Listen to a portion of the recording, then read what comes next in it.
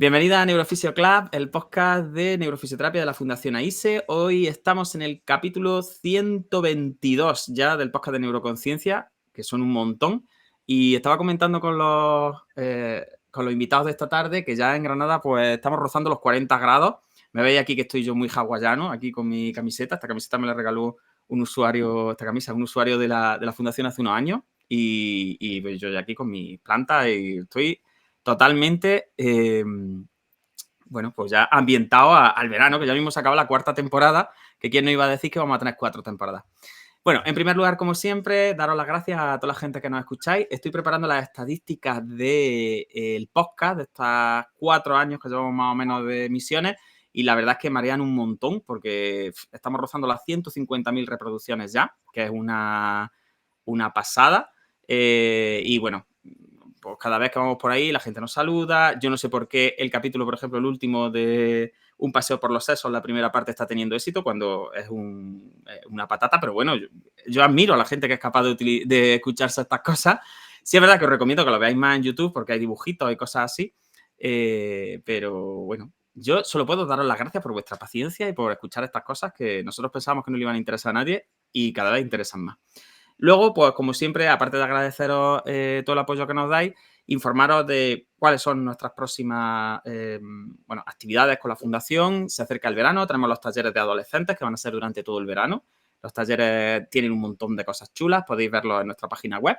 Y van a ser por las tardes, con el equipo de tardes, que yo creo que va a ser muy entretenido y muy provechoso también, ¿no? Para que los chiquillos estén ahí juntos, e interaccionen, y aprendan, y convivan. Y yo creo que puede estar genial. Y bueno, tendría que dar muchos saludos porque aparte de aparte de las actividades próximas, sobre todo venimos de la resaca del 5º Congreso Internacional de la FND Society, que ha sido en Verona, hemos estado de viaje por ahí, los que no nos hayáis visto en redes sociales pues podéis mirarnos. Me fui con la Mode, que está por ahí por el chat saludando, con Alex, nuestro oficio de Úbeda, y bueno, la verdad que ha salido todo muy bien, hemos disfrutado mucho, hemos aprendido mucho y hemos conocido muy buena gente. Y a costa de conocer tan buena gente, pues vamos con el capítulo de esta tarde, que es un capítulo muy especial. A mí me hace mucha ilusión porque creo que el tema es chulísimo, es un tema en el que se combina mucho la parte de más neurociencia pura, pero también con un toque de filosófico, conceptual, que puede ser muy interesante, sobre todo a gente que esté empezando a trabajar en ciencias de la salud. Yo creo que para los profesionales es maravilloso y también para mucha gente que nos escuche y que pueda estar pasándolo regular pues, por temas como dolor, vértigo, fatiga, etcétera.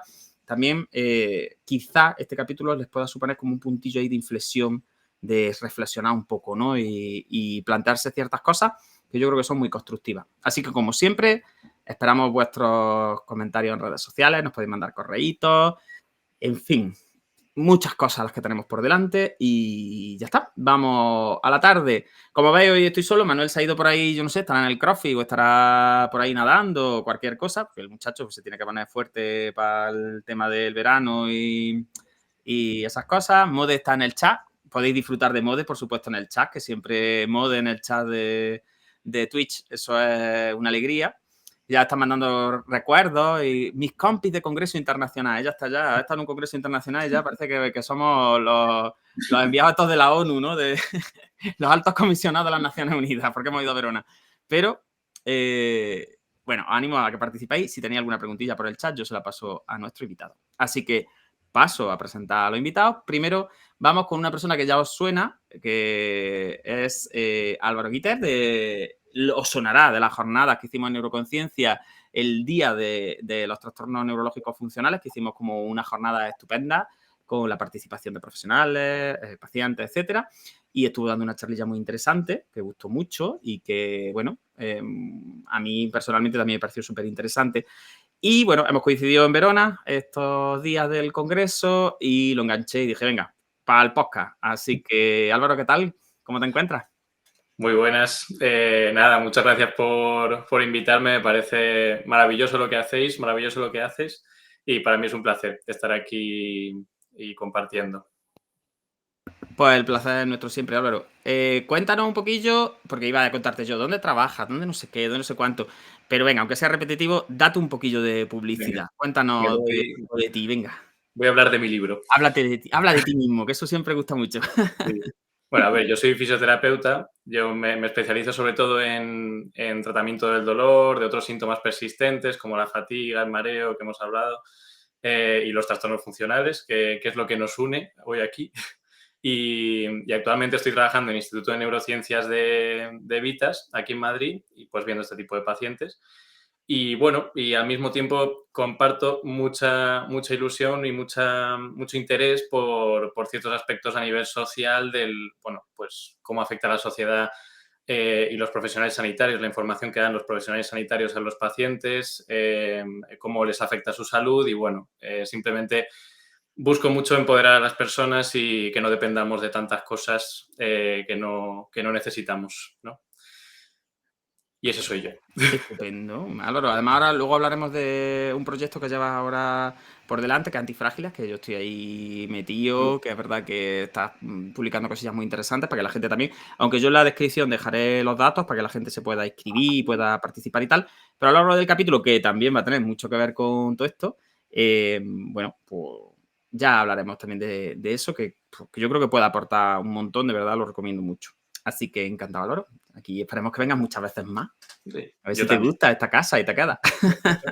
seguro. Bueno, y en segundo lugar, pues vamos a presentar a uno de nuestros descubrimientos de Verona, que ha sido, bueno, pues una de las cosas por las que ha valido la pena ir al congreso, porque es verdad que al final los congresos son mucho de socializar, de conocer gente guay, gente que además, este año habremos estado por lo menos 20 en el congreso, solo de la delegación española. Y bueno, y yo estoy encantado de haber conocido a Pilar Alcántara. Querida, ¿cómo estás? Buenas tardes.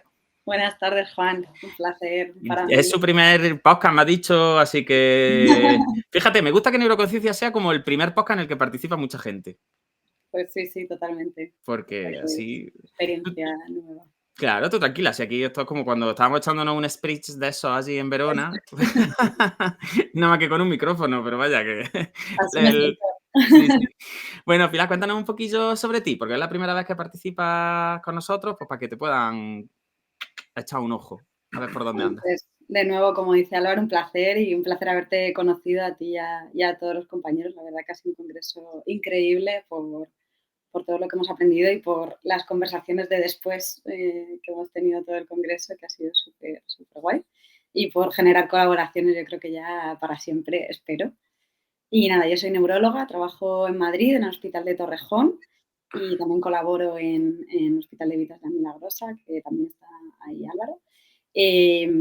Yo hago neurología un poco de todo. Es verdad que sí que veo un poco más de pacientes con dolor y con demencias, que realmente tiene que ver mucho también con el tema que vamos a hablar, que son grupos de personas que les viene muy bien todo esto de la fragilidad y bueno, ahora lo comentaremos. Y la verdad que suscribo también las palabras de Álvaro. Yo desde la parte del sistema hospitalario, por así decir, pues también me gusta mucho entender todos los factores que tienen que ver con la enfermedad, no solo la parte de la molécula y la pastilla, sino todo lo que está influyendo en el pronóstico e intentar tocarlo con todas las dificultades que tenemos, pero siempre abordarlo. De hecho, se nos ocurrió a mí y a los compañeros en el hospital hacer escuelas para pacientes, para cubrir esos huecos que no podíamos absorber en las consultas. Y bueno, estamos empezando, llevamos ya un año, ha sido un proyecto muy chulo, estamos aprendiendo mucho e intentando mejorarlo y nada, pues con ganas de seguir y aprender y pues contar con gente como vosotros y con ideas para buscar mejorar todo esto del sistema. Qué maravilla. Además es que coincidimos un montón además con el espíritu del podcast, que al final es eso, es intentar, pues bueno, dar un palillo ahí entre todos por la parte que nos toca, a ver si juntos conseguimos, bueno, pues mejorar un poco el acceso tanto a la formación como al tratamiento, como al razonamiento, ¿no? Y disminuir el sufrimiento de mucha gente que está pasando por procesos que en neuro nunca son fáciles, ¿no? Yo siempre digo que en neuro hasta la más poquilla cosa que te toque ya es una cosa gorda. Así que yo encantado de teneros aquí y espero que esto sea el principio de una gran amistad y colaboración con el podcast. Así que Vamos a meternos en faena, si os parece. Bien, para empezar, yo creo que tenemos que contextualizar un poquito el tema porque habrá mucha gente que esté diciendo, cuando vea el título del podcast, no diga, bueno, esto de la fragilización, de la fragilidad, de ahora no podemos ser frágiles, ¿no? Salud, ¿esto qué tiene que ver? Es decir, esto yo de un cristalero lo entiendo, pero, ¿no? Pero de un fisioterapeuta o de un profesional de neurología, es decir, ¿qué es el concepto de fragilidad? Es decir, ¿cómo definiríais para una persona que a lo mejor no esté muy metida en el ajo, ¿no? No esté muy familiarizado con esto? Y sobre todo me interesaría mucho cómo llegasteis vosotros a plantearos este concepto. Es decir, que esto era una cosa que era importante de estudiarla y que valía la pena calentarse un poco los sesos hablando de esto. Así que Álvaro, si quieres, para empezar, cuéntanos un poquito. Pues bueno, a mí la fragilidad me ha tocado muy de cerca, o sea, porque yo mismo tuve una infancia pues de ser enfermo, de tener un montón, de tener dolor en todo el lado derecho del cuerpo, migrañas, vivir básicamente como un monje sin tener, bueno, sin saber muy bien qué hacer, sin tener encima solución. Y aquí va lo que yo para mí entiendo que es la fragilidad, que es sobre todo no poder hacer lo que quieres, o sea, en tu entorno, disfrutar un poco de la vida, o sea, generar tu proyecto vital y luego encima estar dependiendo de terapias y de cosas pues que simplemente por el hecho de estar, ¿no? Y sobre todo, pues obviamente si tenemos un cáncer, pues sí que tendremos que depender de una terapia, ¿no? Pero sobre todo depender innecesariamente de terapias, porque quiero aquí puntualizar que sí que hay personas que objetivamente están en una situación de fragilidad y esas personas hay que cuidarlas, pero también quiero lanzar un mensaje de empoderar a esas personas que a lo mejor sí que podrían salir de esa fragilidad y realmente vivir una vida mucho más plena y no depender de tantas terapias. Entonces, esa es para mí la idea de fragilidad. Estupendo, porque además yo creo que esto es un continuo, ¿no? No hay una persona que sea completamente frágil y una persona que sea nada frágil. Y aparte también en la historia vital, ya como personas, no solo ya como pacientes, pues cada uno pasamos por momentos, ¿no? En los que necesitamos más un apoyo o que nos echen una mano o que nos exijan menos, ¿no? Y que nos digan, bueno, pobre tico, es que está pasando un mal tiempo. Pero yo creo que hasta en los casos más de mayor fragilidad siempre se puede tener un enfoque más positivo, ¿no? No es decir, es verdad que hay enfermedades que son terribles y en neuro las conocemos de sobra, pero yo creo que es eso, que como es un continuo, siempre se puede aportar un poquito vamos a partir de la capacidad y vamos a partir de un enfoque un poco más positivo que no sea el de la víctima, ¿no? El de la victimización absoluta, porque al final, luego lo hablaremos también, a la víctima se la despoja de muchas cosas, ¿no? Aunque se le facilitan ciertas cosas, pero también se le quitan otras. Pues muy bien, Álvaro. Bueno, y Pilar, cuéntame tú un poco, ¿qué es para ti la fragilidad? ¿Cómo has vivido tú esto desde tu enfoque, que será totalmente distinto del de Álvaro, porque Álvaro es fisio? ¿En qué momento te empiezas tú a plantear que esto se merece una revisión, una vuelta de tuerca? Yo lo veo mucho desde la enfermedad crónica, ¿no? Que al final yo, bueno, veo pacientes agudos, ictus, epilepsia, meningitis, enfermedades como muy que son completamente ahí, necesitan mucha ayuda, mucha atención, pero luego pasan al plano de lo crónico, de la consulta, de volver a su entorno y también, justamente por cómo está enfocado el sistema, le seguimos tratando como si fuera en la fase aguda, ¿no? Que es con esa tendencia, esa fragilidad, en vez de intentar darle, con lo que tú decías, devolverle a la funcionalidad, meterla en su entorno particular, darle autonomía y empezar a planificar qué quieren, qué no quieren, como decidir un poco qué va a ser el resto de la vida, pero eso, como esos temas no se abordan, al final como que se empiezan a cronificar los pacientes quedándose enganchados en esa cosa inicial de lo agudo, ¿no? Y no hay una adaptación. Para mí un poco la fragilidad es como esa falta de adaptación después del evento a conseguir la máxima funcionalidad o el máximo potencial o el máximo bienestar posterior, ¿no? Y ese es un poco el quedarse enganchado en eso para mí. en esa situación. Sí, porque quizá a lo mejor estamos preparados un poco como el sistema sanitario en general, ¿no? Como para trabajar de una forma muy reactiva, ¿no? Como pasa algo y como que la persona no le interesa ni antes ni después de que haya pasado algo, ¿no? Al sistema sanitario. Es como antes de que te pase, pues no eres paciente todavía, con lo cual, pues está bien y no tengo que hacer nada por ti. Y después de que te pase, bueno, pues como que quizás tenemos todo muy montado para procesos que funcionan, como decía Pilar, de una forma muy aguda, muy, bueno, pues que tiene como una, están circunscritos en tiempo, ¿no? Que tienen un desarrollo, que a lo mejor tenemos una etiología clara, que tenemos unos métodos de tratamiento muy bien definidos, que en muchos casos son causales y que van, pum, al meollo, ¿no? A la diana.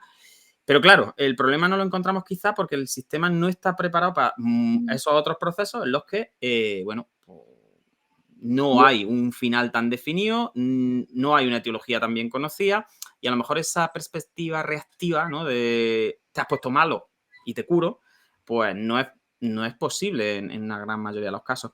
Yo sí os preguntaría también, porque claro, esto es como una paradoja, ¿no? Es un doble mensaje, porque por un lado nos están diciendo que la población está envejeciendo, que el porcentaje bueno, pues de cronicidad es brutal, que hay una multipolicomorbilidad, es decir, que todo el mundo, el que más y el que menos, toma pastillas para 10 o 12 cosas distintas porque como que ya cada vez nos matan menos cosas, pero nos duran más tiempo, ¿no?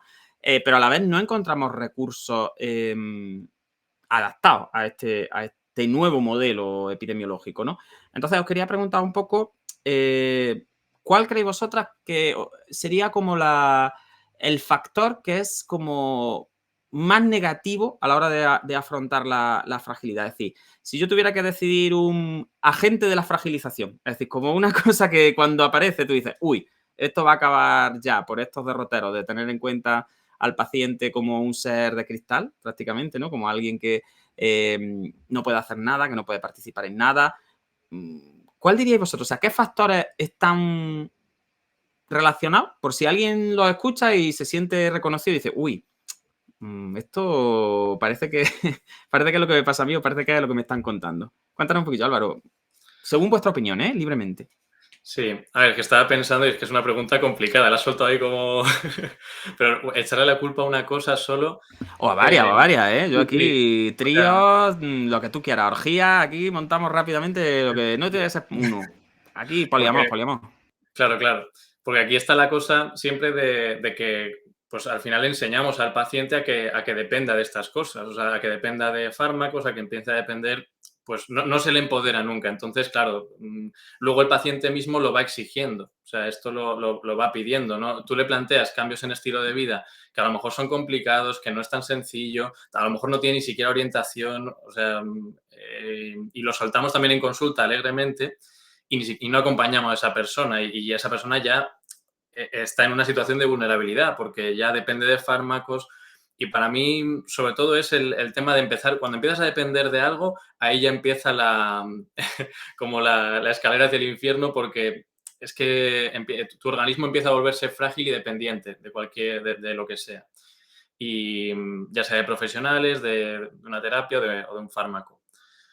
Yo diría que empieza ahí, pero claro, Sí, luego estarían los factores de vulnerabilidad social, bueno, un montón de cosas. Pero es verdad que a mí me parece muy interesante esa idea que das de como de un problema también de identidad de la propia persona. Es decir, como que llega a interiorizar los discursos que se le están dando, ¿no? Y como que ya se identifica de alguna manera. Y también me imagino que sus propias expectativas también cambian, ¿no? Que ya no es solo que me digan que no puedo o que me digan que me puedo poner peor o que me digan que no estoy preparado todavía porque no ha llegado el momento en el que me he curado y entonces me integro en la vida, ¿no? Sino que también, y eso a lo mejor es quizá lo más terrible, como que la persona se acaba identificando de alguna manera y exigiendo ese tipo de trato de una forma, ¿no? Entonces, eso me parece muy interesante porque es un problemón también para los profesionales sanitarios, ¿no? Porque tú puedes tener las ideas muy claras, pero si una persona se identifica de esta manera y tú le quieres dar una alternativa, es como si intentas sacar a un pez del agua, ¿no? Es como que dices, sí, a mí me parece muy bien todo lo que tú te has leído, todo lo que tú sabes y todo lo que tú hayas pasado, pero a mí me sacas del agua y me ahogo, ¿no? Entonces, me parece muy interesante ese punto y luego volveremos un poco porque la fragilidad entonces también es una identidad, no es solo algo que que otro te impone a la fuerza, ¿no? Y que el sistema te lleva por ahí, sino que una vez que entras, también tú lo emanas de alguna manera, ¿no? Pilar, cuéntame tú un poquillo, ¿qué factores crees tú que cuando observas en una persona que viene a visitarte y que tienes que hacer una evaluación, o bueno, a lo mejor una persona que ya lleva un tiempo contigo, ¿no? ¿Cuáles son esos factores que a ti como que te enciende una lucecilla y dices, uy, nos estamos aquí metiendo en un campo en el que no deberíamos estar entrando? ¿Qué fragiliza? Pues a ver, ciertamente lo que habéis estado hablando, sin duda, y que forma parte tanto de la persona per se como del entorno, ¿no? O sea, que al final las dinámicas de familia, lo que se potencia alrededor, también es algo que no se puede olvidar, porque también nos puede fragilizar nuestra persona de confianza, nuestros hijos, nuestros padres, nuestra pareja. Entonces, yo creo que una cosa individual y esto, los profesionales sanitarios podemos fragilizar sin duda. Y yo creo que esa ausencia también, ahí lanzo una lanza por vosotros, la falta también de, desde el principio de la patología, poder ofrecer terapias no farmacológicas, porque también yo veo muchos pacientes que, vistos al principio de una enfermedad o un evento X que cambia un poco la funcionalidad, si tenemos la oportunidad de cogerles a tiempo, mandarles rápido a terapeutas, no engancharles con fármacos, sino eso, generar como un tratamiento con objetivos, con todos los factores, terapia física, psicológica, nutrición, etcétera, etcétera, lo que haga falta, como que eso puede hacer que no se cronifique. Sin embargo, si la persona empieza ya en la vorágine de me ponen un fármaco, no mejoro, 6 meses, ya no duermo, la vida se me hace una bola, mi familia fatal. Entonces entramos como ya en esa bola, ya la persona tiene demasiadas experiencias negativas y demasiado peso sobre lo que no puede hacer y lo que no puede conseguir, y ya sacarle de eso es muy difícil. Sin embargo, yo creo que si hubiese un acceso más rápido a un tratamiento agudo de los pacientes de consulta crónicos, ¿no? También creo que eso les fragilizaría menos. O sea, que veo factores internos, factores sociales y factores del sistema y de la forma de abordaje que tenemos ahora, ¿no? O sea, yo veo bastante claro pacientes con una cosa incisa rápida, cómo no se cronifican, no degeneran, no se fragilizan, y otros que después de muchísimos años sin... Sí, quizás es también el sentirse un poco desamparado de alguna manera, ¿no?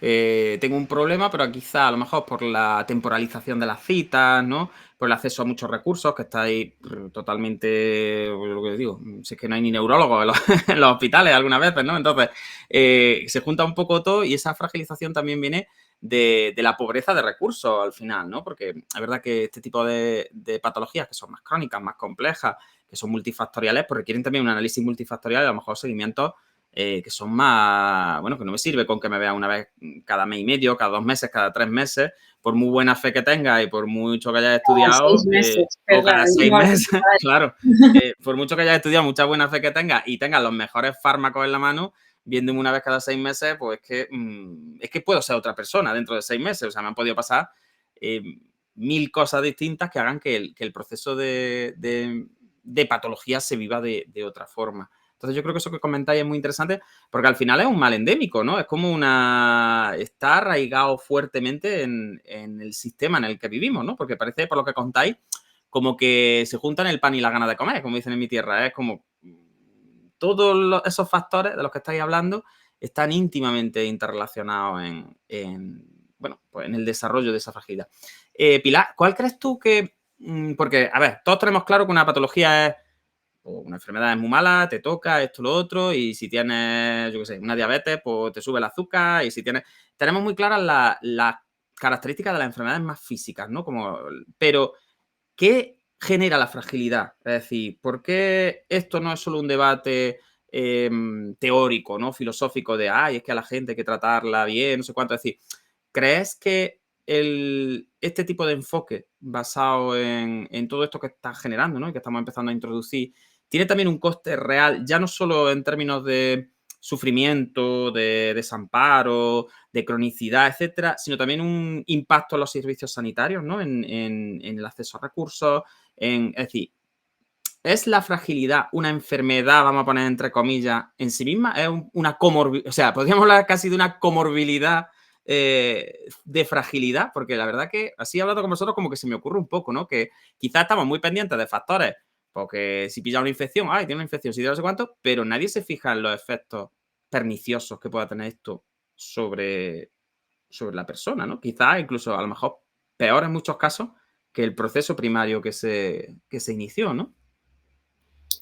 Pues sí, o sea, claro, depende cómo la definamos y demás, pero sin duda es una parte más de la cronificación o del pronóstico de la enfermedad. Si la vemos un poco como la falta de capacidad para, bueno, un poco como la falta de agencia que se dice mucho en los funcionales, ¿no? Como la poca sensación de que puedes hacer algo para mejorar tu salud, que dependes del exterior, que necesitas, pues evidentemente eso cambia mucho, porque si tú esperas que haya una cosa externa que te vaya a ayudar, probablemente haya muchas cosas que te pierdas por el camino para mejorar y que no te vayan a dar desde fuera. Entonces sí que tener, si lo vemos como eso, aunque creo que es un concepto más complejo, pero por lo menos como eso sí que sin duda es un factor que hay que tener en cuenta y yo creo que todos, yo claramente de forma consciente lo veo en los pacientes, ¿no?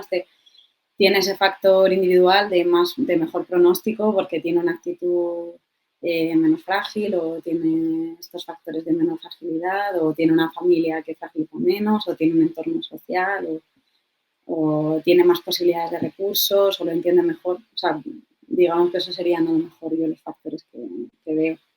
Y que Claro, sí, porque además volvemos a la paradoja. Esto es como, podríamos definir la fragilidad así, por aclararlo un poco, como una especie de loco externo que se vende, ¿no? Como lo que comentabas tú, como esa indefensión aprendida que nos explicaban a todos en psicosomáticos, ¿no? Cuando nos daban psicología en la carrera así de andar por casa, siempre te hablaban un poco de la indefensión, ¿no? De cómo cuando le pegabas calambrazo a los bichos y no sabían los bichos muy bien por dónde les venía el calambrazo ni por qué, generaban más estrés y tenían más enfermedad que cuando tenían por lo menos una pauta, ¿no? Que ellos podían sacar un medio razonamiento a la rata y decir, bueno, parece que me dan el calambrazo si se cumple no sé cuánto, ¿no?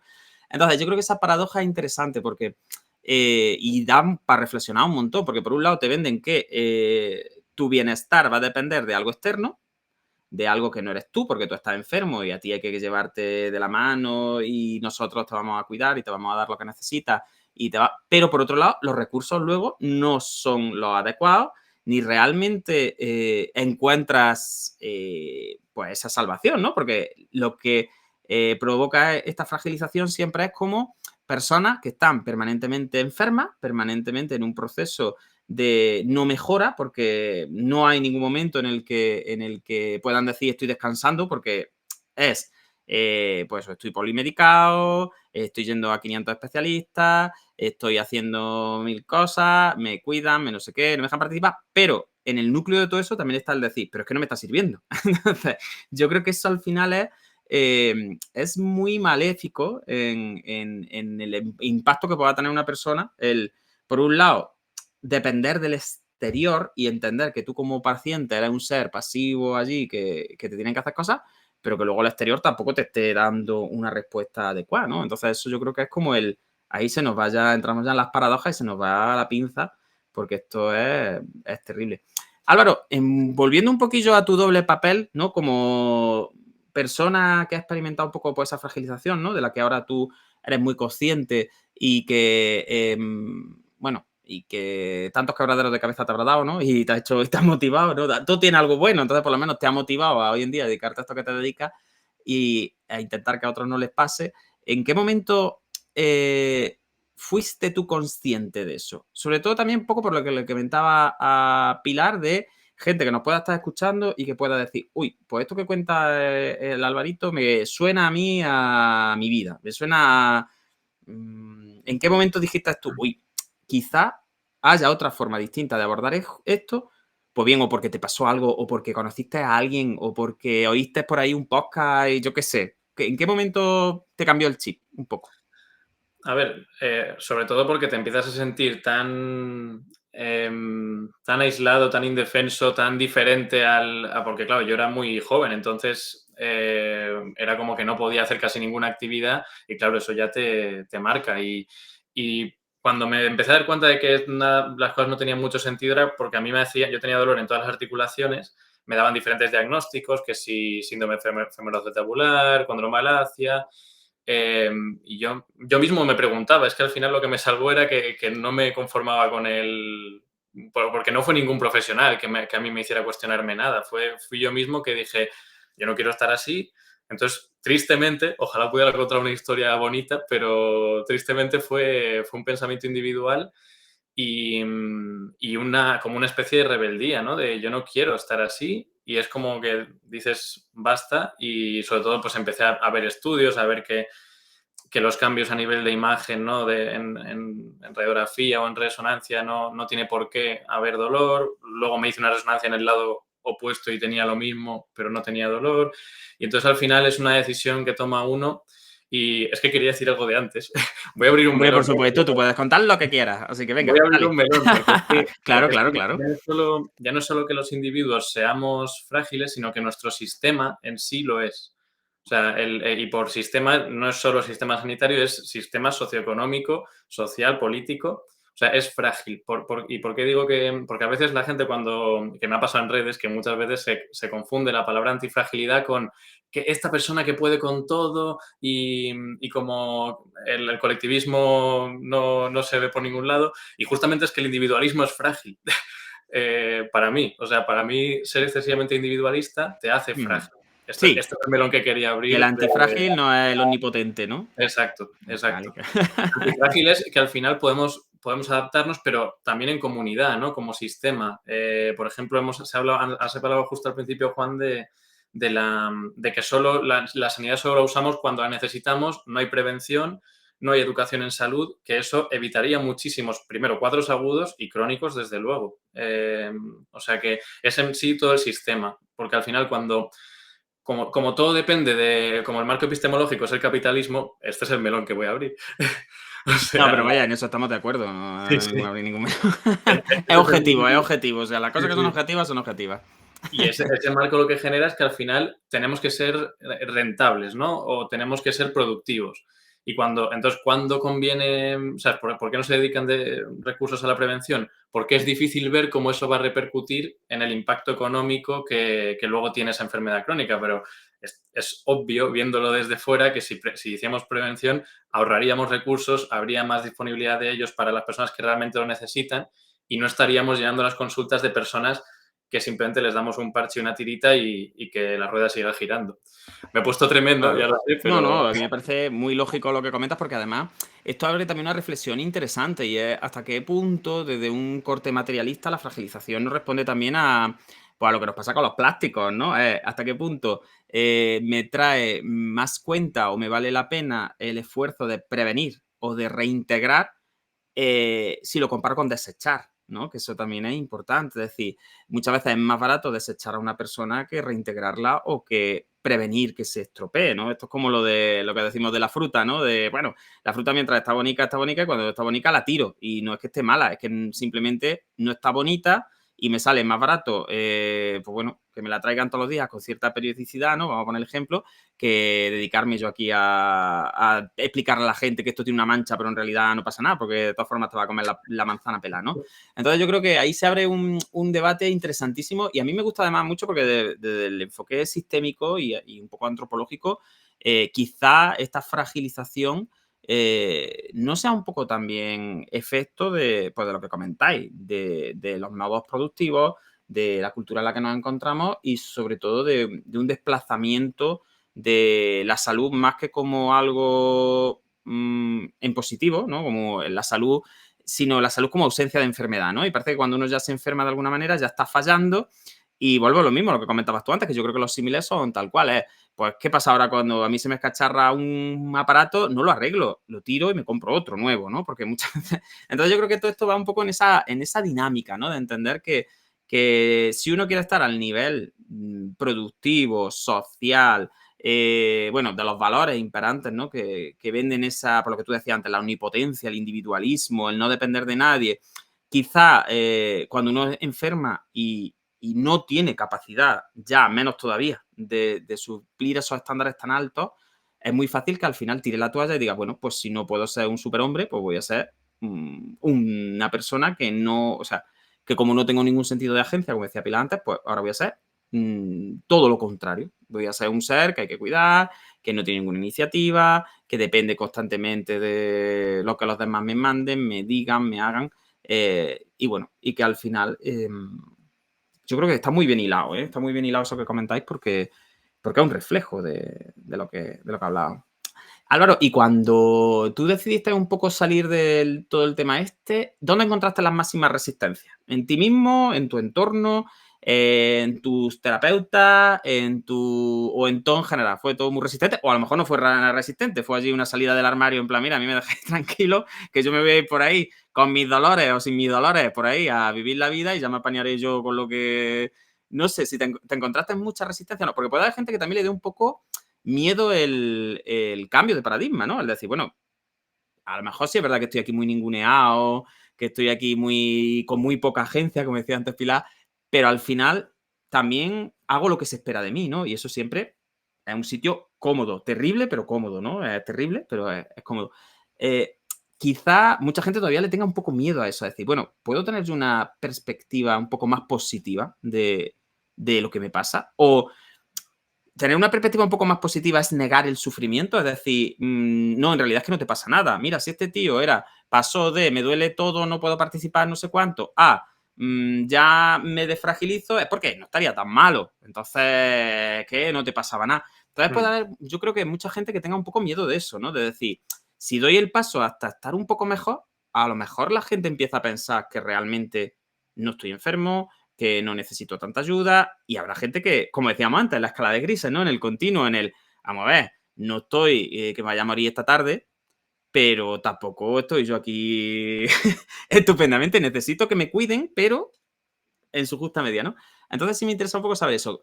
¿Dónde te encontraste en la resistencia y cómo lo vadeaste un poco? Sí, o sea, es que hay muchas cosas interesantes ahí, porque lo primero son los roles y la identidad que hemos dicho antes. Yo tengo un rol de que me cuiden y extraigo cierta ganancia, o sea, porque muchas veces a lo mejor no quiero hacer tal o, bueno, e incluso la gente le gusta cuidarme entonces hubo resistencias en todos lados. Eso, o sea, lo que yo he dicho antes de desfragilizarnos, eso es una decisión que toma uno, pero luego el proceso, o sea, eso sí que es un antes y un después, pero luego hay un proceso en el que uno tiene que ir cambiando, porque yo siempre digo que cuando uno lleva mucho tiempo con una enfermedad y un rol, luego quitarse ese rol y llenarlo con otra cosa es muy difícil. O sea, y si encima hay resistencia, si el entorno es pues muy sobreprotector y ya si estás muy metido en el sistema es muy complicado. Entonces, es un proceso, es dar con buenos terapeutas, lógicamente, que te compartan la misma visión y tú incluso, o sea, a veces requerir de psicología sistémica para abordarlo a nivel familiar o como que, pues eso, que no sea un todo o nada, un viva la Virgen y que me acompañen en el proceso sin cortarme las alas o sin mantenerme donde estoy. Lo que es definitivo es la toma de decisión, pero luego el proceso es complicado. Claro, además, y aquí otra idea que a mí me parece interesantísima para que la gente reflexione es que los roles son bidireccionales, ¿no? Es decir, que al final, como decía Álvaro, yo ahora quiero sacar un poco los pies del tiesto, pero ¿qué pasa con la gente que ha construido su rol y su identidad en torno a cuidarme, en torno a que, bueno, pues que su imagen dependa un poco de que son las personas de referencia, que cuando se levantan por la mañana lo primero que piensen es en cómo estará mi familiar o mi amigo, quien sea que está malito, voy a echar una mano, si podrá, si no podrá. Es decir, gente que se ha acostumbrado a organizar su vida también en torno a una persona que está fragilizada y que cuando esa persona quiere sacar un poco los pies del tiesto, dicen, uy, a nadie nos gusta que nos muevan los roles, es decir, sean más positivos, sean más negativos, pero todos sufrimos un poco con eso. Y en relación a eso, tirando un poco de esa idea, Pilar, yo te quería comentar, porque si me parece ya que desde el punto de vista de un fisio, ¿no? Como somos, vamos a hablar de fisio, pues estamos Álvaro y yo aquí, pero bueno, los fisios somos así como un poco más hippies, ¿no? Somos como un poco más, bueno, se nos permiten ciertas cosas que yo me imagino que a una neuróloga como que cuesta más trabajo permitirle, ¿no? Porque en principio la idea que tú tienes de un médico es una persona que no está tanto en el discurso ni en el rollo sino que está en el plan de, pues mira, tienes esto, te doy esta pastilla con esta dosis, venga, pues está, con esta frecuencia, con estas interacciones, te digo no sé cuánto, y voy a atacar el problema de base, ¿no? Entonces, ¿cómo has sido tú capaz, si has sido capaz, que no lo sé, porque el melón es difícil, de empezar a meterle este tipo de ideas un poco tanto a tus usuarios como también a tus compañeras, ¿no? Porque al final, no sé si a lo mejor una persona que ejerce la medicina y que comenta todo esto de lo psicosocial, ¿no? Porque a todos se nos llena la cabeza con lo biopsicosocial, pero luego se nos llena todo mucho la boca, pero luego no, en la realidad es, bueno, y esta tía, ¿qué hace aquí hablándole a la gente de factores sociales, filosóficos, no sé cuánto? Tú mándale la pastilla o derívalo a no sé dónde o tal, porque al final eres también como una mala médica, ¿no? Dentro de los... Quiero yo pensar, dentro de los roles, de nuevo, que se nos han... que se esperan de nosotros, pues a lo mejor de un fisio me puedo esperar decir, bueno, venga, venga, echa el pie ahí, aunque te duela un poquillo, pero es que tal, pero bueno, te voy a tocar aquí, te voy a hacer chin, chin, chin, chin, y esto se te pasa, tal, bla, bla. Pero claro, yo, un profesional de la neurología, como Dios manda, ¿no? Como dirían en las facultades, esto debe ser complicado, ¿no? ¿O no? ¿O tú te has encontrado...? ¿Cuál ha sido tu experiencia? ¿Cómo lo has Uy, pues llevado? yo tengo también mi intrahistoria personal como neuróloga. Pero sí, efectivamente, claro, una cosa es lo que te enseñan durante la formación universitaria y luego la residencia, que al final también es muy hospitalaria de agudos. Pasamos consulta, pero mucho menos, por lo menos además no te responsabilizas. Entonces, claro, no tiene nada que ver, digamos, la perspectiva que tienes de la enfermedad, que es como pasa de ser muy aguda a luego encontrarte en la consulta otros temas muy diferentes, ¿no? Entonces, al ir aplicando al principio, pues claro, yo iba diagnóstico, exploración, esto, ABC, tratamiento, tenía ahí un montón de plantillas, me había hecho mi propio cuadernito de fármacos con dosis, y claro, luego llegas a la realidad y dices pues, que los pacientes, uno, no mejoran casi nunca con lo que le estoy mandando, tienen problemas diferentes a lo que a mí me han enseñado que debe ser la queja y la necesidad está en el quinto puesto de lo que ellos te dicen en la consulta. Me cuentan un montón de cosas a los cuales no tengo nada de recursos que decirle ni que pueda ayudarle, ¿no? Entonces, al final ahí pues eso, a mí me revolucionó muchísimo y empecé a buscar ya información fuera de la medicina habitual, fuera de la neurología quizá, ¿no? Ya pues aprender de todo, como decía Álvaro, de hábitos, de sueño, de nutrición, de psicología, de comunicación, pues al final me ha ayudado mucho más saber de todo eso que muchas cosas de fármacos, ¿no? Pero sí, evidentemente hay un problema grande que es esa falta de formación para nosotros y que nos frustra mucho. Creo que frustra el no, porque sientes que no puedes ayudar al paciente tanto como está necesitando. Luego que te sientes muy solo también con los compañeros en general. Yo luego he tenido siempre mucha suerte y siempre hay algunas personas con las que he podido compartir esto y unirte un poco y ahí, pues, por ejemplo, también encontrar a Álvaro de otras especialidades, a otros neurólogos y justamente en Torrejón también pues tengo la suerte de tener compañeros que tienen mucho dentro de esto social. De hecho, estamos también haciendo proyectos de planificación en personas con demencia, o sea, intentando ir un poco más allá con ello. Pero sí que mucha soledad. Los pacientes muchas veces me dicen que si soy psicóloga o sí, que no se esperaban esto del neurólogo. Muchas gracias por la charla. Ellos mismos no esperan un poco eso, pero luego le agradecen mucho cuando les haces un abordaje como mucho más completo y le ves como todos los factores, pero luego también el sistema no está hecho para que nosotros hagamos eso, porque tenemos 15 minutos. Entonces, al final, también para nosotros es lo más fácil ajustarnos a lo que se nos ha enseñado, que es hacer el diagnóstico y poner luego un fármaco. Sin embargo, es muy frustrante tanto cargarte de más y hacer todo lo otro y ver todos los factores y entonces tardar 45 minutos y llevar 1 hora y media de retraso, que es mi media, O, Yo, fíjate, mi abuela siempre decía que el médico era más bueno cuanto más gente tuviese en la puerta. Y, o sea, era un indicador de calidad. No era como si te tiene mucha gente en la puerta, es no lo sé. que va con retraso. Eso es que echa su rato, ¿no? Ella no se quejaba nunca de esperar porque decía, no, es que hay que esperar porque el médico es bueno. El que es malo es el que no tiene, no tiene Claro, lista, no tiene a nadie en la puerta esperando. pero ni una ni la otra, ¿no? O sea, una de las cosas que yo creo que hay que enseñar a las facultades es la gestión del tiempo y ver cómo hacer, pero claro, si les citamos cada 6 meses y tenemos 15 minutos, pues imagínate todas las cosas que quieres poder abordar, que no vas a poder en esa consulta, que no, pues al final es muy complicado. Aún así, siempre que puedo hacer todo eso, siempre me siento mucha satisfacción porque lo habitual es que los pacientes te lo agradezcan mucho y que consigas realmente un cambio más sustancial y más a largo plazo que solo con la pastilla. Pero sí, es Bueno, complicado. al final es un cambio de perspectiva. Los cambios de perspectiva siempre son complicados.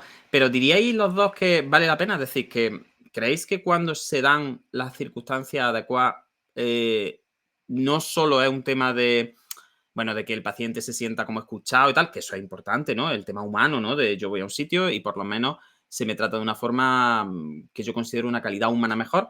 Pero ¿creéis que también vale la pena desde el punto de vista de la evolución propiamente, ya hablando como profesionales sanitarios, ¿no? Ya no es solo, que vuelvo a repetir, que es central, que la persona se sienta mejor, que tenga más tiempo para expresarse, que salga de la consulta más contento, ¿no? Que por lo menos no diga, madre mía, ¿para qué habré venido yo si me quedo igual que estaba? Pero ¿tiene un impacto positivo real sobre los procesos que subyacen a todo eso? Es decir, ¿es importante o no? Contame quién queráis, ¿eh? Aquí ya vamos a abrir los micros y vamos al lío. Que... A ver, yo pensaba que nos decías si merecía la pena para nosotros meter Hombre, para esos... vosotros tengo claro que sí, porque si es más difícil y lo hacéis, es porque vale la pena. Eso es Sí, una ley básica del ser sí, humano. sí. A ver, bueno, y para los pacientes yo quiero pensar que sí, o sea, y diría, no quiero parecer chulo, pero diría que rotundamente sí, es que ¿cuál es la alternativa? Es que es horrible, o sea, Claro. depender de fármacos, Sobre estar todo, fragilizado. fíjate, yo por ejemplo siempre lo comento que no es por ser chulos, ¿no? Pero a mí con los trastornos funcionales me pasó que había un factor que lo comentaba también a vosotros en el congreso, que era lo del diagnóstico no precoz y la aceptación del diagnóstico y la buena comunicación. Y a mí siempre me decía, es que Juan, es que eso es vital, es que eso marca una diferencia. Y yo que he tenido la oportunidad de trabajar con personas con patología funcional que ni tenían diagnóstico, ni tenían ni idea, ni nadie se había sentado con ellos, y con gente que sí, que desde el primer momento ya es, mira, diagnóstico positivo, te pasa esto, haces esto, fíjate aquí lo que pasa, no te preocupes, esto es así, esto es, pues bueno, que no... Y yo, por ejemplo, la diferencia es brutal, es decir, yo es que hablaría hasta de dos grupos diferenciados de personas, vaya, porque es que las expectativas y el pronóstico son brutales. Entonces me refiero un poco a eso. ¿Veis que una persona que esté en este tipo de dinámica, ¿no? De fragilización, del tú no puedes, no debes, no es lo que tienes que hacer, ¿no? Y se le cambia el chip, cambia la expectativa, cambia el pronóstico, cambia pues eso, la dependencia de recursos, cosas objetivas para que la gente que nos escuche no sea solo, vaya los hippies estos aquí hablando de capitalismo, salud y filosofía, sino que vamos a ponernos un poco ahora ya en plan, mira, no, o sea, es que esto ya no es una opinión ni es un... Es que realmente mejora la saliencia de la patología, ¿no? Claro, es que, a ver, es que lo otro simplemente, o sea, el modelo que tenemos actualmente simplemente perpetúa la patología, acumula sufrimiento y, bueno, Dios no lo quiera, puede acabar en cosas mucho peores. La salud mental empeora, o sea, todo empeora y esto es básicamente una salida, a menos empezar a trabajar, ¿no? Y mejorar la calidad de vida en la medida que se pueda, mejorar la participación, mejorar la funcionalidad y la calidad de vida, en definitiva, de las personas que están sufriendo. O sea, y yo a nivel personal con pacientes, o sea, a mí me han llegado a decir que les cambia, es que claro, les cambias la vida. O sea, pongo un ejemplo de migraña. Si tú una persona pasas de un diagnóstico de que la migraña es una patología genética incurable, lo mismo con la fibromialgia, que pues eso, que no hay nada que hacer, fíjate dónde está esa persona, o sea, en qué posición, y a decirle que creemos que abordando estos factores es posible, cambias la expectativa, cambias el pronóstico y lo cambias todo, o sea, sin duda. Claro, porque además lo otro es lo que tú dices, es pues, muérete de asco, ¿no? Como ya está.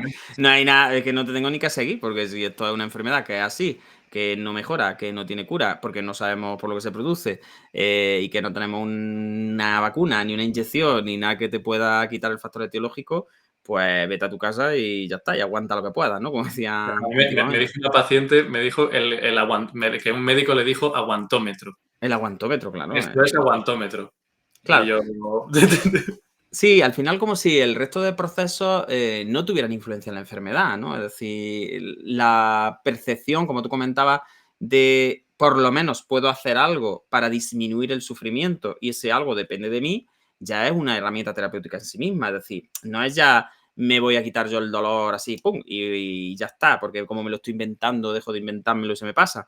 Pero sí es cierto que por lo menos tener la sensación de, bueno, ya que me está apretando el bicho, ¿no? Que me está pegando aquí un bocado, pues por lo menos que me dé el bocado un poco más flojo. Y ese bocado un poquito más flojo, en cierta forma, depende de mí. Entonces tengo como esa sensación de, bueno, de que hay algo que depende de mí, que hay algo que yo puedo hacer y que no estoy aquí en medio del océano pegándome aquí guantazos con los ojos tapados y esperando sin saber ni dónde estoy, ¿no? Entonces yo creo que eso es muy interesante. Eh, porque yo de verdad personalmente pienso que es un cambio en las reglas del juego, ¿no? Es difícil, pero que puede ser muy, muy positivo. Pilar, mira, si quieres, pon un ejemplo, ya que Álvaro ha ido ahí con ejemplos, ¿no? Para que la gente vea que esto es como algo que se concreta, ¿no? Me da igual, podéis elegir, si quieres empieza tú, algo que no se debe hacer, es decir, algo que como profesionales deberíamos evitar para que la gente no se fragilice o algo que podamos hacer para mejorar. Me da igual, podéis hacerlo en positivo o en negativo porque va a ser siempre... Ya, sí, bueno, va a ser siempre positivo, ¿no? Porque yo siempre digo que lo primero que hay que aprender es lo que uno no tiene que hacer. Y luego ya, no, el primum non nocere, aquel famoso de, mira, por lo menos, si Manolete, si no sabes tareas, ¿para qué te metes? Esto como, mira. Pero bueno, como vosotros queráis, un ejemplo de, mira, incluso a veces también ayuda mucho cuando uno se reconoce, ¿no? En sí mismo, diciendo, madre mía, la que estoy liando, sin darme cuenta, pues he hecho este comentario, o ese día estoy más cansado y me enfoco más en algún aspecto negativo, o genero unos cebazos de estos de 3 pares de narices, que a veces también pasa. Yo muchas veces estoy con los usuarios y estoy hablando y estoy diciendo, uy, Juan, venga, vete para atrás, vamos a hacer... Y vamos a hacer una moviola para atrás porque sin darte cuenta acabas de recodificar en negativo y esta persona, la pobre, se está llevando una imagen que no es ni mucho menos la que tú quieras dar, ¿no? Entonces, un poco, me da igual, experiencias personales vuestras con las que la gente, claro, se pueda identificarse un Yo creo poco. que hay una cosa que ahí Álvaro también comentará, que muchas veces cuando no podemos, en medicina, cuando no sentimos que no podemos ayudar al paciente porque ya hemos intentado cosas y no ha mejorado, le culpamos a él, ¿no? O a ella. Entonces es como, pues no te has tomado la medicación bien o no has hecho... Entonces ya empezamos a buscar, pues si te has tomado la medicación bien, pues será que no haces ejercicio, pues será que no duermes suficiente, pues será que... como que de alguna forma intentamos ya, como vemos que nuestra actuación ha mejorado, sacar defectos de esto y yo lo he hecho, sin duda, o sea, culpable total, ¿no? De, bueno, pues ponemos el ejemplo del dolor o de cualquier otra cosa. Pues es que, claro, si no duermes bien, si no comes bien, si no... eso yo creo que es una cosa que al paciente le fragiliza mucho, le genera muchísimo malestar, por supuesto, creo que a nadie nos gusta eso. El propio profesional lo está haciendo un poco porque ya no sabe dónde meterse o no sabe cómo acompañar o no sabe dónde ayudar o no sabe, o no sabe qué está pasando, ¿no? Que también ahora pues sabemos más cosas que podemos ayudar. Y yo diría eso, lo primero, no culpar. Podemos responsabilizar al paciente, que creo que esa es otra forma, es decir, eh, todo esto que estamos hablando de la fragilización necesita un proceso activo por parte del paciente porque yo les digo, no me puedo meter en tu cabeza, aunque me vaya a tu casa contigo, no me puedo meter en tu cabeza para ayudarte a hacer cosas, a decidir cosas que son importantes para ti, que a lo mejor para mí no, y tienes que participar, pero nunca como desde la culpa o desde el juicio, sino de pues, hay que hacer cosas, tienes que hacerlas, pero bueno, entiendo que es difícil y que es lo que hay. Y como cosas buenas, yo creo que una de las cosas que ahora hago más directo a la consulta y creo que es muy eficiente, tiempo eficiente y bueno para el paciente es preguntarle muy rápido qué es lo que le preocupa y qué es lo que necesita. Como que antes me tiraba más rato, pero ahora voy muy rápido, ¿no? Pero ¿qué es lo que te preocupa exactamente? ¿Cuáles son tus necesidades? De nuevo, diferenciando de lo que yo como médico creo que es lo importante respecto a lo que particularmente para el paciente lo es. Creo que eso ha cambiado muchísimo mi consulta. Creo que alivia muchísimo a los pacientes porque a veces te dicen, pues es que tenga algo grave, que tenga un tumor, que no pueda cuidar de mi familia, que no pueda trabajar. Es que son muchas cosas variadas, ¿no? Que no me pueda, que dependa siempre de fármacos, que no me voy a recuperar nunca, que esté en el trabajo no pueda crecer. Bueno, pues creo que ahí, yendo directos a esa cosa, yo siento que ahí estoy ayudando mucho más que en el pasado, porque a lo mejor tú estás obsesionado con que lo importante es que se le quite el dolor y es otra cosa. O estás obsesionado con que camine bien y lo que quieres es saber si va a estar bien su hijo en no sé qué. Entonces, bueno, también eso, ajustar las necesidades y los objetivos y las expectativas como mucho más. No, no, además está claro. Fíjate que aquí otra idea interesantísima es que estos capítulos dan para, bueno, podríamos luego hacer 500 capítulos dedicándonos en toda la idea, pero es curioso cómo el sistema sanitario en general, o nosotros nos orgullecemos mucho, ¿no? De que hemos dejado de ser paternalistas, ¿no? De que ahora la persona con sus consentimientos informados y con todo este tipo de cosas, pues como que decide mucho y tiene mucho control sobre todo lo que se le hace y tal. Pero seguimos entrando todavía un poco en las paradojas, de nuevo, esta de como los exámenes, ¿no? Lo de apruebo yo y me suspendes tú, ¿no? Entonces es verdad que muchas veces cuando trabajamos con dolor, con fatiga y todo eso, y uno pues ve por ahí todos estos trabajos ahora de gurús, ¿no? Que hay del dolor y muchas veces se culpabiliza en exceso a la persona, en el sentido de si has mejorado ha sido porque has hecho lo que yo te he dicho, ¿no? Es decir, es como que tú me has seguido, tú has descubierto la luz, tú has visto las nubes, ¿no? El rayo de luz de mío y por eso te has mejorado. Y si no te has mejorado es porque no has hecho lo que se supone que tendrías que hacer, que es lo que yo te he dicho que hagas. Entonces, claro, al final es como un paternalismo de rebote que quizás es peor, ¿no? Porque es como, bueno, a ver, vamos a concretar. Si me he curado yo, me he curado yo solo y me ole ahí mis ovarios, ¿no? O mis testículos, pero si no, también, o al revés, es decir, o si te lo debo a ti, pues será culpa tuya también si no me pongo mejor, ¿no? Pero esa atribución variable yo creo que genera también mucha inseguridad en los usuarios, ¿no? Como esos dobles discursos vinculantes, ¿no? O te hago completamente agente de tu salud y de tu estado, ¿no? Porque lo que quiero es quitarme yo la responsabilidad, porque si no estás mejorando, como tú decías, es pues porque no duermes bien, o porque hay que ver, pues es que ver no haces ejercicio, no sé qué, no sé cuánto, y me sacudo la responsabilidad, o te quito completamente la agencia y te digo, no, mira, es que si no haces lo que yo te digo, como yo lo veo, y vienes aquí con la ofrenda, ¿no? Casi a tu Dios y Señor, pues no va a funcionar. Entonces, y luego también la parte un poco de que muchas veces también generamos dependencia por unas vías que son curiosas, porque claro, tú crees que estás empoderando mucho al paciente, pero al final también si el usuario tiene la sensación esa de que se ha puesto mejor por hacer lo que tú le has dicho, ¿no? Y porque tú le has dado la luz, pues al final, igual que se las has dado, se la puedes quitar, ¿no? O al final va a ser dependiente de ti también para que lo guíes constantemente, ¿no? Entonces, todas estas reflexiones yo creo que son importantes porque, bueno, muchas veces se puede ver cosas que no están tan claras, ¿no? Que tú dices, yo creo que estoy empoderando al paciente, dándole muchísima capacidad de decisión, no sé cuánto, y a lo mejor lo que estoy es angustiando, porque ahora parece que él es el que tiene que saber lo que le va a ir bien y no sé cuánto, ¿no? Y al revés, estoy llevándolo de la mano, pero lo llevo tanto de la mano que ahora, como me dé por soltarlo, se pega de morro Entonces, quizás esa reflexión es interesante, ¿no? Como debería a lo mejor explicarse también un poco en las facultades, ¿no? Y hacer más terapia de grupo entre profesionales sanitarios también, como para aprender a detectar cuál es el grado óptimo bueno, de agencia que la persona tiene que tener en algunos procesos, ¿no? Porque también es verdad lo que comentabais antes, que hay gente que está tan mal, pues porque está todavía en un proceso muy agudo o porque hace muy poquito de diagnóstico, lo que sea, que lo que está en plan, mira, yo no quiero saber nada. Es decir, a mí, yo no estoy para nada.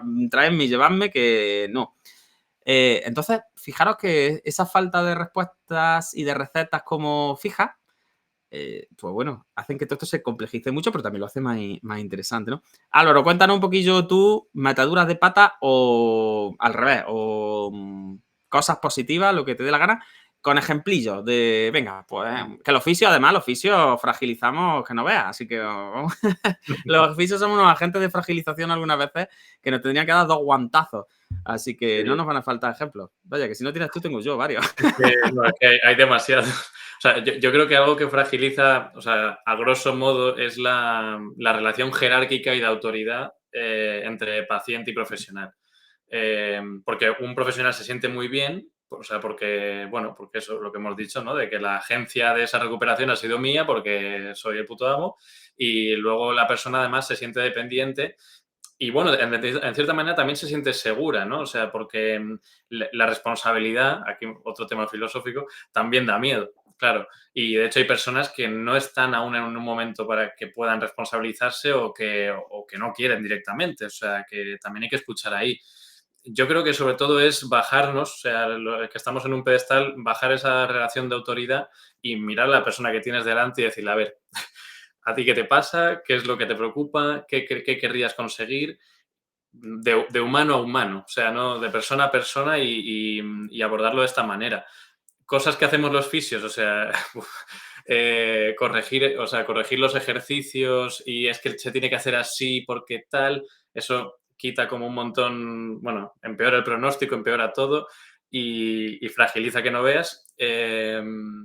Pues lo mismo que si hablamos de es que los hábitos, es que no sé, o sea, es meter miedo al paciente, o sea, en vez de dar una visión realista y que empodere y que la persona sepa, pero sin que dependa de ti, yo entiendo que es difícil, pero es sobre todo que no le metas ideas en la cabeza que le haga pues tener miedo y que al final acabe dependiendo más de ti, lo que decías antes, Juan, de que le vas acompañando y de tanto acompañarle no se suelta.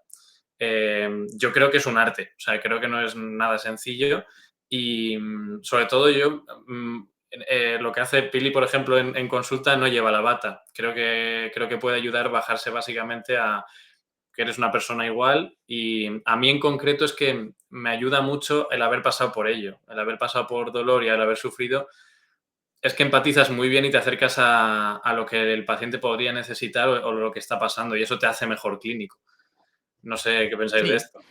Al final también un poco es que es un rol complejo, ¿no? El de víctima, porque es lo que comentábamos antes. Al final tú como profesional tienes que empatizar con lo que está pasando, ¿no? Yo esto lo veo mucho, por ejemplo, pues bueno, los que nos dedicamos a la neuro, como he dicho antes, el que menos tiene algo gordo. O sea, la neuro no es nunca nada flojo, ¿no? Pero es verdad que a mí muchas veces, hasta que no tengo un vínculo terapéutico potente, y a mí no me suele resultar difícil generar vínculos terapéuticos, porque es verdad que, por lo que sea, ya tengo como un cierto manejo y me suele interesar la gente, ¿verdad? Que a mí, yo siempre reconozco que a mí la gente me interesa, y me interesa lo que me dicen y me parece, hay poca gente que no me apetezca escuchar, ¿no? Que digamos, entonces, pero ese rol de, sí, yo soy consciente de que tú estás sufriendo, lo estás pasando mal, de que necesitas ayuda, de que necesitas a alguien que te escuche, pero al final el problema también es tuyo y eres tú el primer interesado en que esto se solucione o se aligere, ¿me entendéis? Un poco como esa parte, ese punto de, no de equidistancia, porque yo la equidistancia no la aguanto, ¿no? Eso de no mojarse nada, de, bueno, esto todo es, no. Pero sí hay un punto que es intermedio, ¿no? Que es un punto entre, hay muchas cosas que son responsabilidad tuya y que tú eres el primer interesado en que esto salga bien, porque esto es como todo, ¿no? Al que te duele es a ti. Entonces, yo puedo ser muy empático, puedo contarte muchas cosas, pero aquí el que lo está pasando mal eres tú y tú tienes que coger un papel activo en lo que te pasa, porque tienes que ser el primer combatiente en tu vida, ¿no? Pero tampoco pasar al, vale, yo vengo aquí a decirte lo que tienes que hacer un poco, pero me importa 3 carajos, ¿no? Entonces, quizá lo que tú decías, se ha perdido un poco el arte del terapeuta como un concepto también, como yo siempre digo, ¿no? El fisio siempre tiene como de imagen las manos y yo ya cada vez estoy más convencido de que las manos cada vez curan menos y curamos más muchas veces con el discurso y con la escucha, ¿no? Y con la recodificación. Pero creo que ese puntillo sí habría que metérselo en la cabeza un poco a los profesionales, ¿no? Que hay que también practicar habilidades sociales, que hay que practicar habilidades de escucha, que hay que practicar habilidades de redirección de la atención en cuanto a tú en medio de un sufrimiento, cuando estás, que no ves nada de lo que te duele o del mareo o de la preocupación o lo que sea, pues normal que des vueltas, que divagues y que te pegues topetazos contra las puertas y a lo mejor sí necesitas un poco un faro, ¿no? Que te diga yo un poco, mira, pues céntrate aquí, vamos a trabajar primero esto, vamos a... No te preocupes todavía por esto, que esto primero vamos... Entonces, esa parte, ¿no? De habilidad social incluso, ¿no? De análisis que va más allá de te paso un test, veo una puntuación y actúo en consecuencia con el protocolo no sé cuánto, sino pues eso, el discurso, la dialéctica, ¿no? Un poco de me acerco, me intereso, pero a la vez dirijo un poco, pero a la vez... Eso no se nos enseña. Es decir, nosotros, por lo menos yo, como fisio, la formación que tuve era una formación CIF para arriba, como yo digo, de CIF de la disfunción a la participación, pero ya está, era, pues si este tío tiene un ligamento cascarillado, pues tú le arreglas el ligamento y al arreglar el ligamento empieza a participar solo. Si no participas por el ligamento, entonces... Claro, con ese paradigma, pues te pega un topetazo, porque ahora llega uno con, pues lo que tú comentaste, con una fibromialgia, con un dolor crónico, con un vértigo que no sabemos de dónde viene.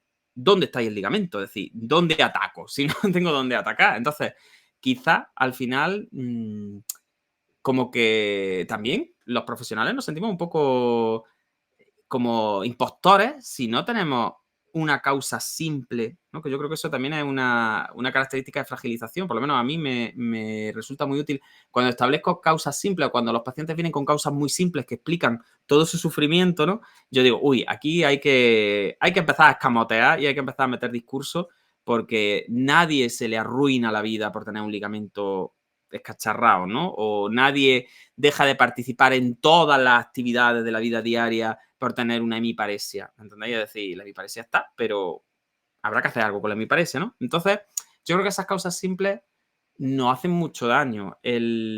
La prueba, el test, como no me funciona la mano, no puedo hacer nada con la mano y como no puedo hacer nada con la mano, ya no puedo hacer nada con las piernas y como no puedo hacer nada con las piernas, pues no puedo salir a la calle. Entonces, esa bola de nieve en la que muchas veces nos metemos.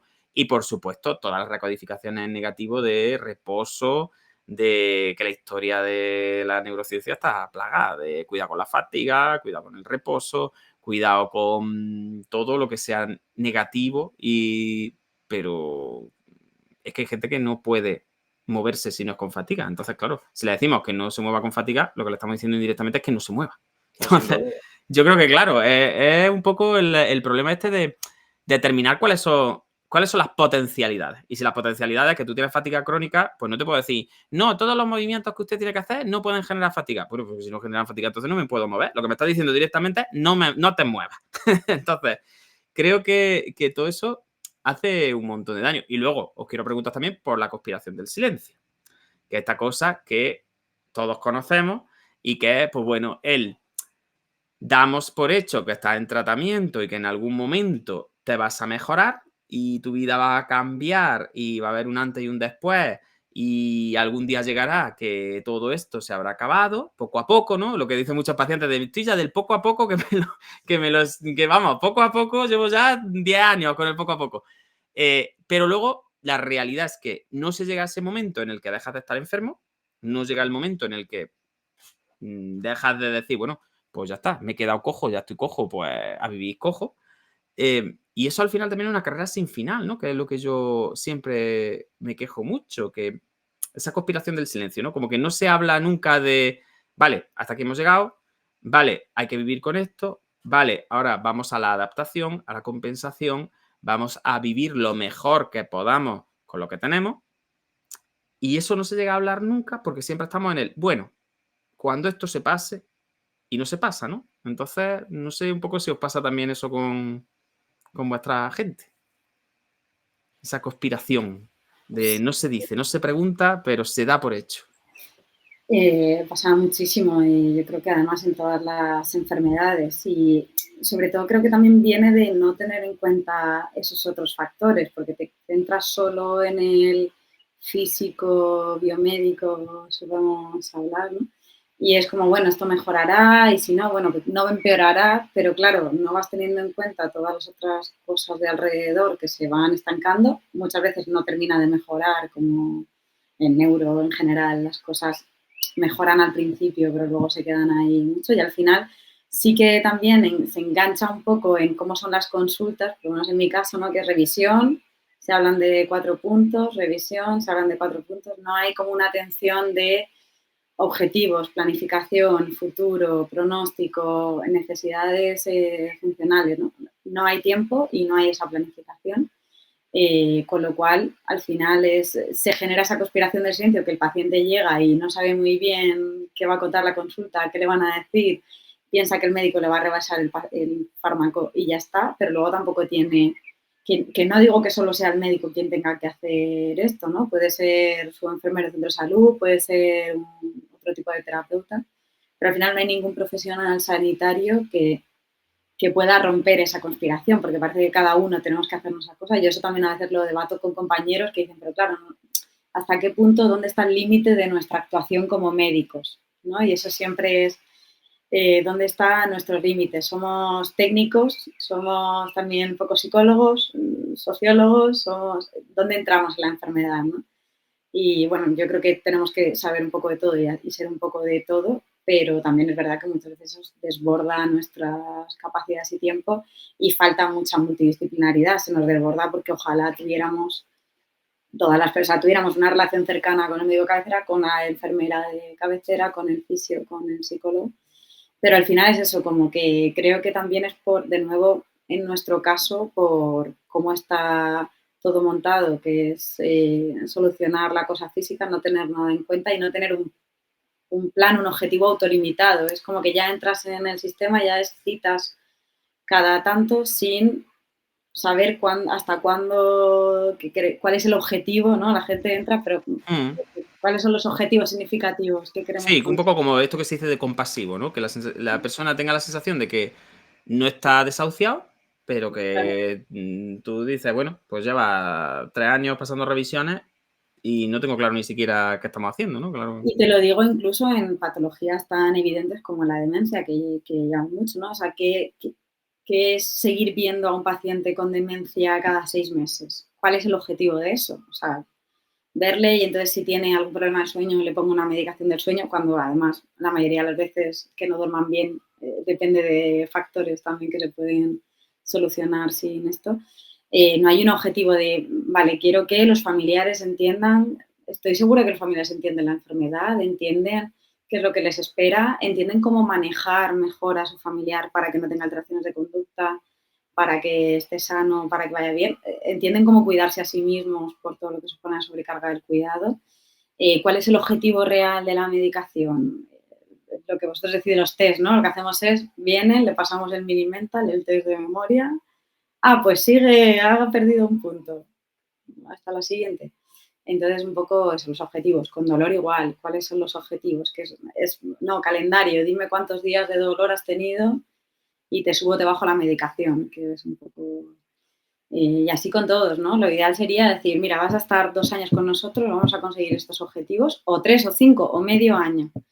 Esto es lo que tenemos que conseguir, esto es lo que se adapta. Vamos, esa sería como mi idea ideal, pero claro, para eso necesitaríamos como Otro mundo, ¿no? otro mundo. Otro mundo. Sí, yo creo que lo del objetivo es interesantísimo. Es decir, si no se cristaliza esto en algo, ¿no? Que hayamos consensuado y que podamos decir, hemos conseguido esto, ¿no? Es decir, ha habido un cambio objetivo en algo que a ti te interesaba.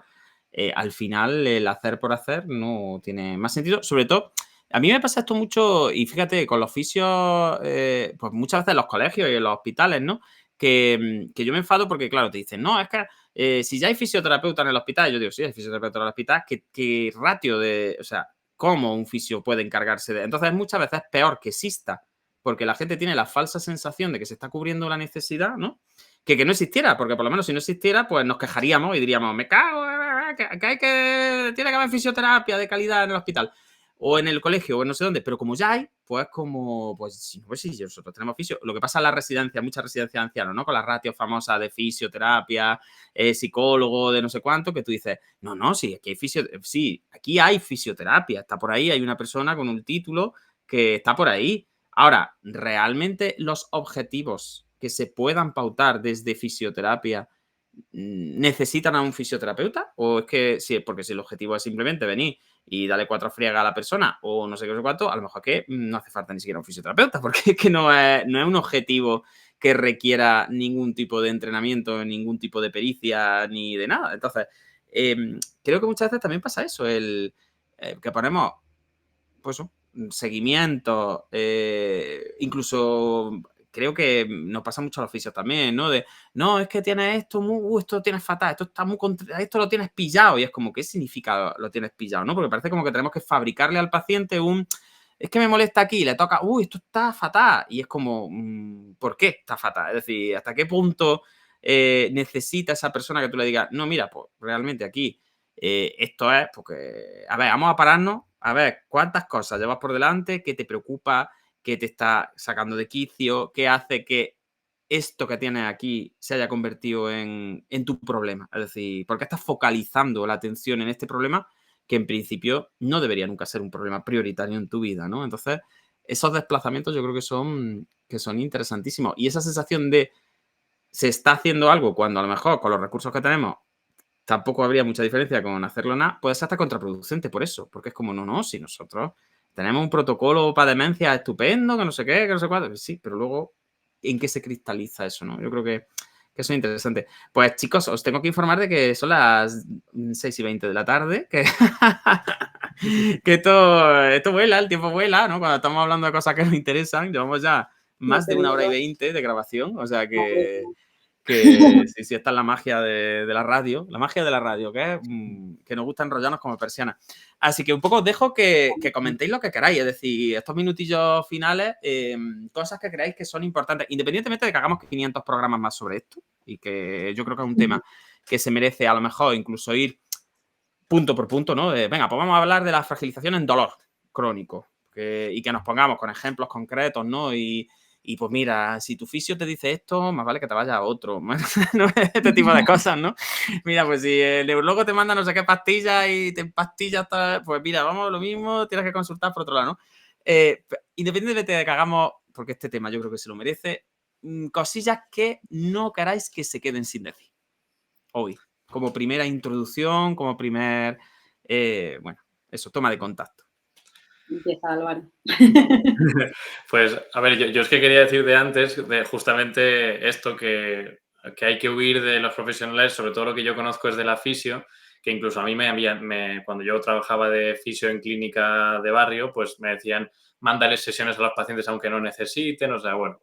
Entonces, si un fisio te dice justamente esto de tienes que venir aquí como si fuese esto el taller y hacer una revisión mensual, huye, no tal. Y creo que esto que estáis diciendo es importantísimo. O sea, es difícil porque las patologías con las que trabajamos no tienen un pronóstico claro. O sea, porque un cruzado está claro, ¿no? Pues sabemos que 2 años más o menos hasta que esté eso bien.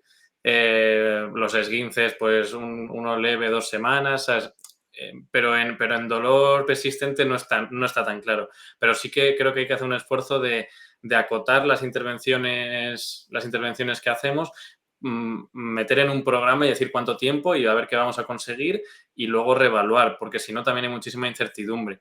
Y así como mensaje que quiero que quede para la posteridad, como dice Juan, simplemente que los pacientes, bueno, las personas en general, que seamos críticos con todo lo que nos rodea, que no busquemos depender, que nos cuestionemos las cosas y que busquemos pues foros, personas afines para hacer disidencia, para no caer y no caer en la desesperación, ¿no? Sobre todo un mensaje de esperanza para las personas que están en estos procesos y que yo pienso personalmente que se puede salir. Maravilloso. Esto ya, A mí aquí se estamos, vamos. Esto Claro, es- ya, bueno, pues Ya ves tardamos. qué va a decir Pilar, hija mía. Nada, nada, ¿Qué va a yo decir? Suscribo yo todas las sería palabras. suscribo 100% a las palabras de Álvaro. Sí, mandar el mensaje de esperanza que, bueno, nosotros que tratamos con patologías graves, ¿no? Desde la neuro, yo sí que lo que me ha ayudado a aprender esto es que siempre hay algo bonito o bueno que se puede hacer o algo que mejorar. Dentro de cosas graves siempre hay algo que, aunque sea estar con el paciente por parte de los profesionales y los pacientes sentirse acompañados, siempre podemos encontrar algún punto de luz. Así que, bueno, pues ir a buscarlo. Qué guay.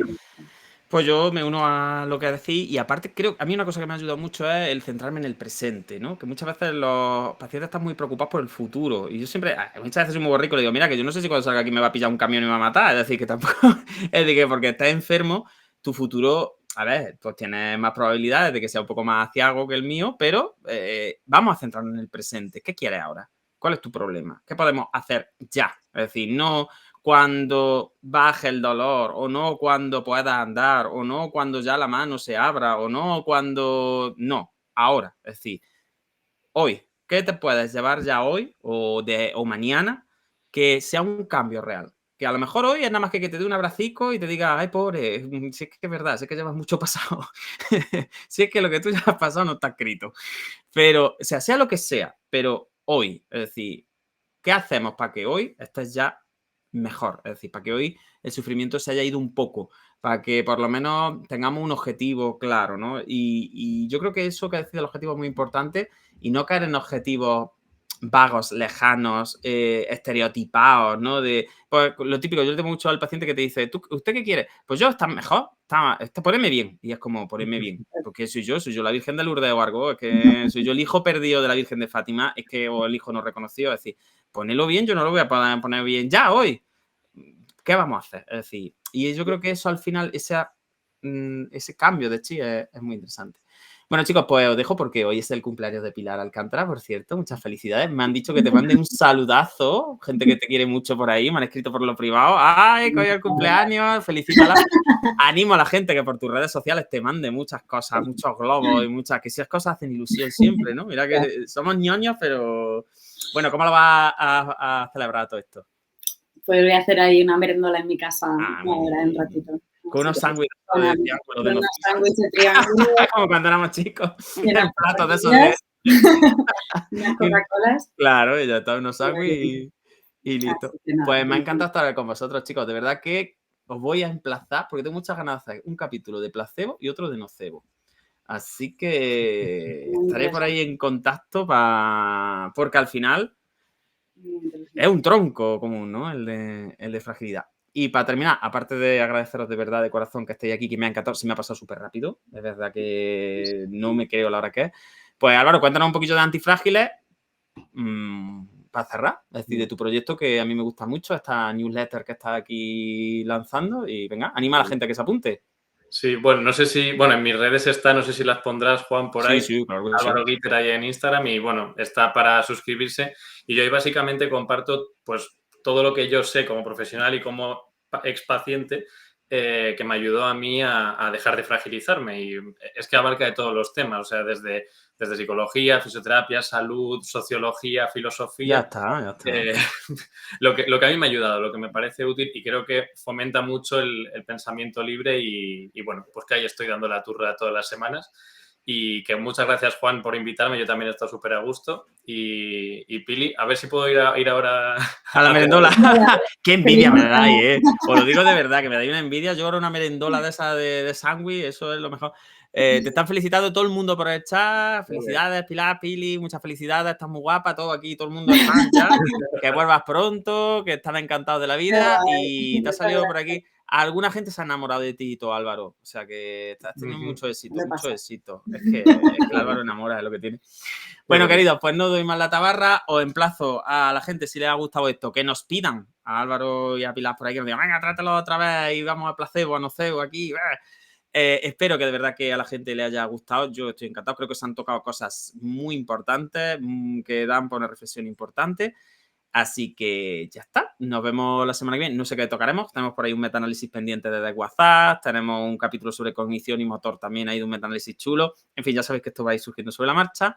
Y como siempre decimos, que el movimiento os acompañe, que seáis felices y que ya está, que hagáis el amor y no la guerra. Venga, chicos. Hasta luego, bonitos. Adiós.